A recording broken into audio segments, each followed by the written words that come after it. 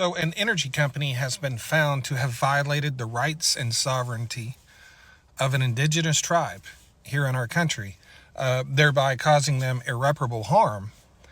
And you're going to hear about it from me because the mainstream and legacy media refuses to report on it.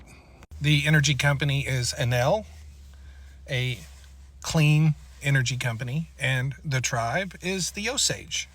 You remember the Osage from Killers of the Flower Moon? You see, Enel built a wind farm, 2011. This has been going on a long time, without acquiring a lease from the Osage Nation. In 2017, they were found by the 10th Circuit of Appeals to have been in violation, and they were ordered to acquire a lease or stop all operations. That is an order from a federal judge that they completely ignored. That was in 2017, and now we're in 2024, and the final judgment has been handed down, and Enel will be spending hundreds of millions of dollars.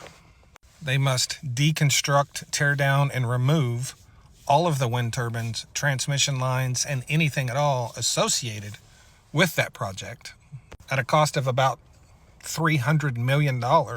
In addition to that, they must pay the Osage Nation $36 million in punitive damages. I've been sitting on this story and waiting for 10 days to give legacy and mainstream media an opportunity to report on it, and they have not. So this story is now two stories. The first story is what happened to the Osage tribe here in Oklahoma. And the second story is why the mainstream and legacy media refuses to report on it.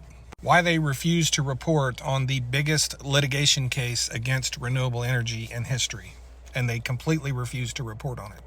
You won't find anything in the New York Times or the Washington Post or Bloomberg. And it's because I believe, that they believe the story's not really about the harm and damage that has been put upon the indigenous people. It's never been about the indigenous people. It's always about who harms the indigenous people.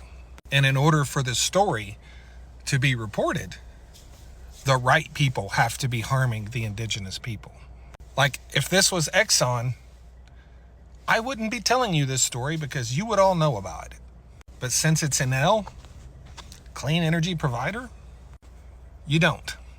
This story should really be about one thing, and like I said, what has occurred to the indigenous tribe. It shouldn't matter who did it. Or how about the fact that they were ordered by a federal judge to cease and desist until they got a lease and completely ignored the order of a federal judge? That's not worth reporting? You can find all the details of this story through small media outlets and aggregators like MSN or Yahoo, but you won't find it from the legacy media. I gave them 10 days. They didn't report. Thanks.